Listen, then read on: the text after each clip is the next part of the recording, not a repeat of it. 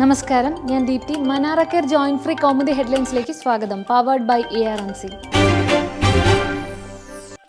Payment സീറ്റിൽ party വിട്ടു. P Ramachandran Nair CPI വിട്ടു.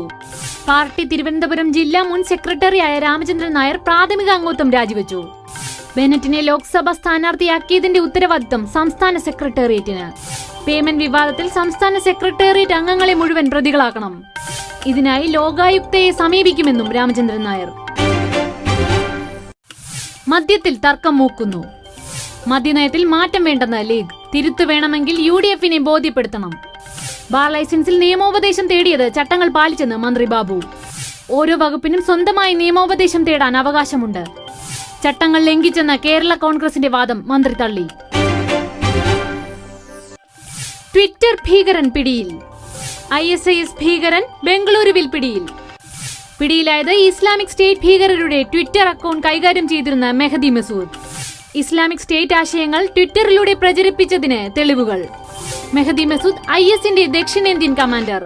റിക്രൂട്ട് ചെയ്തത് 30 യുവാക്കളെ. തലസ്ഥാനത്തെ ഉത്സവ നഗരമാക്കി ഡിസംബർ ഫെസ്റ്റ്. തിരുവനന്തപുരത്ത് Kerala Kaumudi Samson and sons December ഫെസ്റ്റിന് തുടക്കം. കനകക്കുന്നിൽ 28 വരെ നീളുന്ന കാർഷിക വ്യാവസായിക പ്രദർശനമേള ഇന്നലെ തലസ്ഥാനത്തിന് സമർപ്പിച്ചത് മന്ത്രി രമേശ് ചെന്നിത്തല. കൗതുകവും വിനോദവും വിജ്ഞാനവും പകരാൻ 120-ലധികം സ്റ്റാളുകൾ. നാടൻ രുചികളുമായി കഫേ കുടുംബശ്രീ ഭക്ഷ്യമേള. ശനി ഞായർ ദിവസങ്ങളിൽ പ്രദർശനം രാവിലെ 11 മുതൽ. ആവേശം പകരാൻ സന്ദർശകർക്കായി സമ്മാനങ്ങളും.